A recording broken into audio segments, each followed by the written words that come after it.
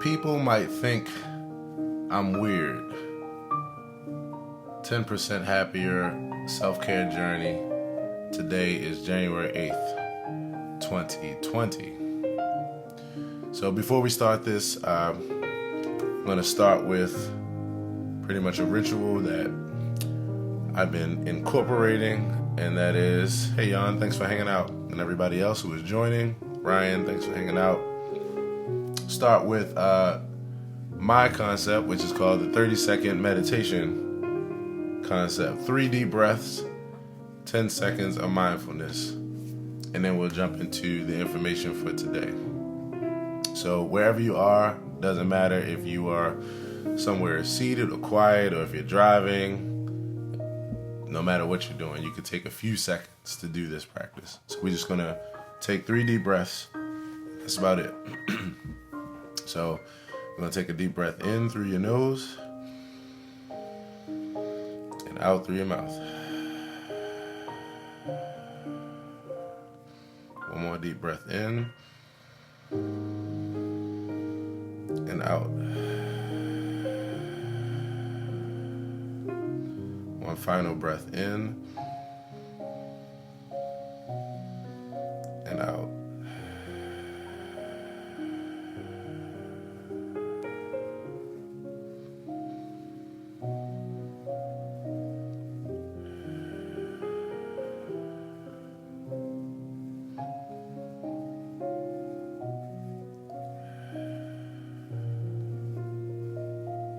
So congratulations, if you've never meditated before, you just did. Meditation isn't about how long you do it. It isn't about having the perfect Aaron Hill music behind you, like what's playing there called Achilles Meditation on my newest project, Key Reflections, Volume 1. You can download it everywhere. Shameless plug. It's not about having yoga mats and candles and lotus position with your fingers like it. So everything is icing on the cake when you add anything onto taking deep breaths, being with your breath, and being mindful, and being able to detach just for a few seconds or a few minutes. I think that the most helpful thing to do is to practice 30-second meditations while you're going throughout your day, because just detaching for a second and taking those deep breaths, you realize the effect that it has on your mood, on your heart rate, on everything. So thank you. Happy New Year, Jan. Happy New Year, brother. Happy 2020 to everybody that's watching. So yeah, 30-second meditation. That is my brand of meditation that I will be building a lot of stuff around, because I think it's the most accessible. And in order to get the entire world to understand the applications of meditation, it has to be super duper acceptable. I mean, not acceptable, accessible. People might think I'm weird. 10% happier self-care journey. That's today's topic. Meditation is starting to become more and more socially acceptable. Abroad, amongst people with various belief systems, religions, and spiritual paths. So, for those that are not familiar, the course that I'm going through is a meditation course called the 10% Happier course. And this was created by a guy named Dan Barker, who is an ABC, I think he might still be on ABC news anchor. Hey Emmanuel, hey Marcus. Thanks Emmanuel, Happy New Year to you too. Dan Barker is a news anchor who had a panic attack on the news, I guess about 10 years ago. And it led him on a path for meditation, to find a remedy, and he encountered meditation. He's a skeptic, and he might even be an atheist as well.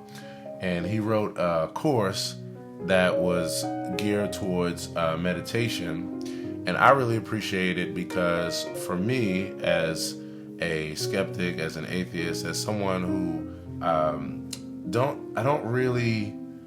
I appreciate all forms of meditation, but if I'm listening to a meditation where it goes too hardcore in like a religious direction, then it screws with my mind. Like I can't focus because they're saying all kinds of stuff that I don't believe in.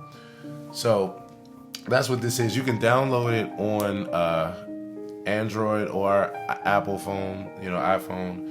And it's a really good course for anybody. And that's the thing I like about it, that it is neutral and that anybody can use it. So in this particular lesson that I did today, they did an interview with some cadets actually from the Air Force.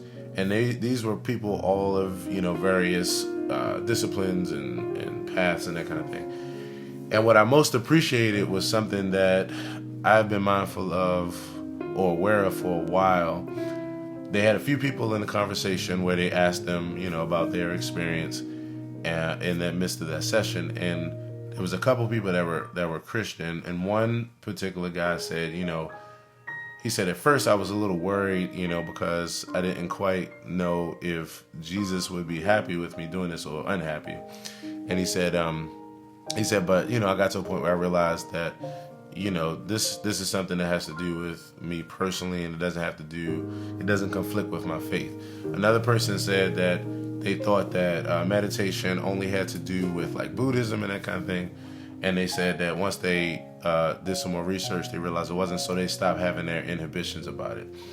And so it speaks to me about something that I've been aware of for a while. I remember, I don't know, maybe it might have been about 10 years ago. I remember I told my mother that I was getting into yoga and that kind of thing. And I remember she had like some inhibitions. Like, is that where they say those different chants and stuff? She's like, no, that's not, it's not good, and I understood where she was coming from because of her religious beliefs. But even with her, that has changed, And so all around, I've noticed that people at large, abroad with various paths, are becoming more and more open to meditation, realizing that it is one of the most helpful tools that we can use for de-stressing and decompressing.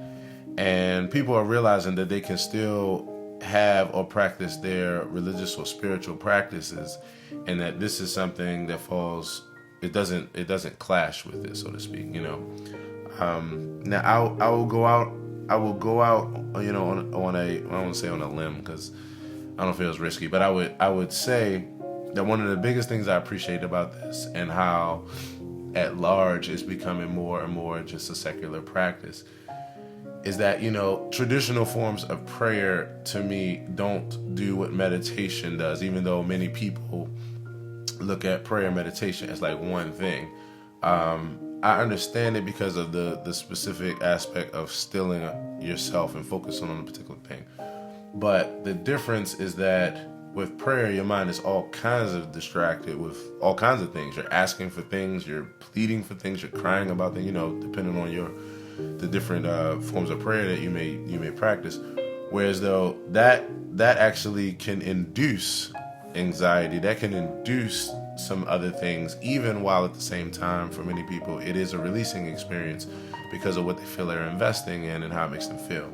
And more power to you, right? But meditation alone, where your goal is to basically monitor your thoughts so that you're not thinking about a whole bunch of things and taking a break from that kind of thinking, is really, really helpful. It's really helpful. So I'm glad that abroad is becoming more socially acceptable, because it makes sense. We're in the age of Aquarius. Like, it's the information age. We're moving into a place where we're becoming more and more conscious and aware, and that's best for our well-being. So the second thing I have here is pattern noticing. Hey Amber, hey Rodney, hey Marcus, thank y'all for joining me. The second thing I have here is pattern noticing / investigation is how we become less and less pulled away by the natural distractions. So your goal is to, again, I always say, and I'll be saying it every time I talk about meditation, the goal with meditation is not that you're only meditating if you have a clear mind. And if you have a mind that is going 100 miles a minute, that you're not meditating. You actually are meditating when that happens, because your goal is to notice the patterns, notice where your mind goes when you're trying to just focus on your breath, and then be able to investigate it without judgment and noticing that and then refocusing gently is what allows you to be pulled away less and less. I was saying in my live stream the other day, anybody who you look at, who you see as like a meditation guru, somebody who you think is just like in this place, they don't have thoughts, you're not looking at someone who's a person who is perfect and whatever the hell that is, right? Because I just talked about that. There's no such thing as perfection. It's a social and mental construct. But you're not looking at somebody who's mastered, who doesn't have thoughts. You're looking at someone who's able to just monitor their thoughts faster and faster, so that when they do have thoughts, they can notice the pattern and then they can bring it back to center quicker and quicker. And that's how you build consistency. It's no different than a great improviser. And if I take myself, for example, when I'm improvising, anything that you hear that sounds like great execution is normally me turning a mistake into an idea in the midst of a moment. But you can't tell because I'm doing it so fast. And if you don't play the piano, or if you're not a musician, then all you know is that, wow, like he keeps the motion going and it always sounds good. It's just a fast recovery. So pattern noticing is how you start to get faster and faster at your recovery time and bring your thoughts back. Your breath is always your home base to come back to whenever your mind starts to wander. So your mind will wander, and the goal is to return back to the most simple aspect of your life force, which is your breath. If focusing on breathing bothers you, then use the sensations of the body or even some other sound to focus on. Meditative music is a good source, like Aaron Hill's music. So, for me, focusing on the breath is the best because I just like focusing on the breath. It doesn't bother me, and I find it really, really helpful because I found that in my practice prior to this particular, embarking upon this journey, I found that very seldom did I take deep breaths. I just didn't notice it, and I realized it with others as well. We take a lot of short and shallow breaths, especially as we are moving and our heart is racing and we're thinking about a lot of things. So being able to just pause and just take a deep breath and allow your exhales to be long, it's the best thing for me. And I find that for most people, it's a really good point of focus. But if that does not work for you, then they say to focus on a sensation in your body. Focus on just how your body is touching the chair or wherever you're sitting or laying. Focus on the sensations in your hands. Just feel your body. Just be present there. And so that is a really good source if breathing doesn't work for you. Meditative music is, as I turn up my meditative music, is another really good source because, especially I think, and the reason why I play this kind of music is because I think that simple music that doesn't have a lot of lyrics, or if it does have something, it's something like what I'm starting to create in my Deep Grooves Neuromusical Mindfulness series and volumes, is like something where it's a repeating positive mantra, just something where your mind is not thinking about too many different things at one time. But if it's music or if it's a sound, some people like those binaural meditations where it's just one tone. I actually found one on YouTube that I found really cool, that maybe I'll post in the chat below if anybody's interested. And and also I forgot, hey Ms. Fidel, thanks for watching. I also forgot to put in the chat the notes too. I usually copy and paste them, but I forgot to copy them to my phone before I started this live stream. So I will put them in the comment section right after I finish, so you can read all the notes that I'm saying to you now. So meditative music is a really good source because it allows your mind to follow a melody or follow a beat or follow a pattern where you can just stay focused on that, and you're sitting with something, and it's not the millions and billions of thoughts that you're going to have when you finish meditating. Make a mental note of the direction your mind goes when being distracted. Make a mental note of that, then refocus on the breath. So I found it really helpful. As they mentioned this, I found it really helpful.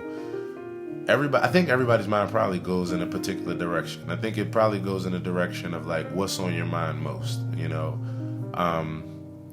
or it could be an array of things, because we have a lot of things to think about every day in our journeys and in our life.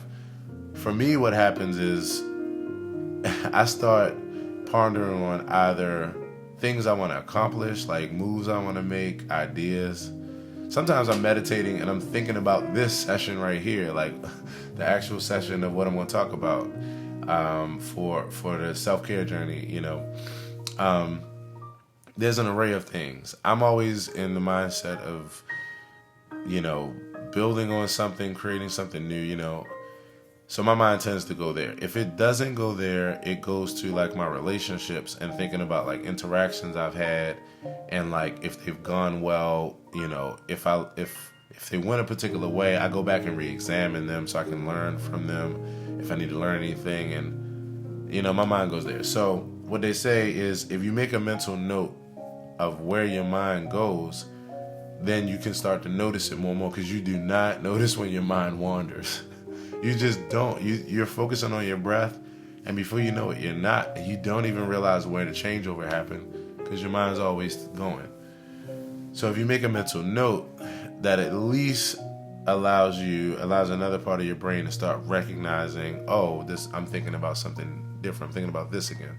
And so you just gently make a note, and then you just refocus back on your breath or your body or my music or whatever. So, last but not least, use gentle, non-judgmental curiosity to explore your distractions. This is mindfulness. The key to meditation is not overthinking it, not overanalyzing it, not making it harder than what it is. But a lot of times the most simple things in life are the hardest, because they require us to break down all of our analysis and just be open, or just be mindful, or just be simple. And we're not used to that, unfortunately. We were used to that probably way back in the distant past, but now there are so many distractions, even the things that are positive for us. They all have cons as far as their value on our minds, the psychological aspect on our minds. So the distractions you can find make you be really over the top. So using gentle, non-judgmental curiosity is the important part. If you think about something, just kind of explore, like, what is that? Like, okay, this is interesting. This is where my mind goes, as opposed to like, stop thinking about shit and meditate. If you feel that way, then you're going to need a meditation for your meditation. It's like going on vacation and you get no rest, and then you finish, and then you're like, okay, now that I'm back home from this vacation, now I need a vacation, So you want to be as gentle with yourself, as non-judgmental, and as curious as possible in exploring your directions. This, my friends, is mindfulness. And on that tip, that is the self-care lesson for today. Hey, Kenny, thanks for watching. Happy New Year to you. Happy 2020 to everybody else who's watching here. Thank you so much for joining me for this journey. It's like, oh gosh, this journey is so fun, because I always like to share what I learned. And so since I'm on a journey, becoming, dare I say, a meditations expert at some point, I am actually able to teach and share and offer as well. So this is a lot of fun, because we're together every step of the journey. So that's today's message. That's today's lesson. And again, the music that you're hearing in the background it's my tune called Achilles Meditation. I wrote it for a friend who passed last year, and it's on my project called Key Reflections Volume 1. You can listen to it wherever you have streaming already. If you have Spotify, Apple Music, just look up Key Reflections, Aaron Hill.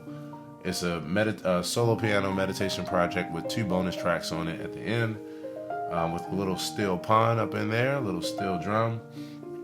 And last but not least, on the 24th of this month, if you're in the DMV area, Baltimore, DC, Virginia, I'm having a solo piano meditation concert.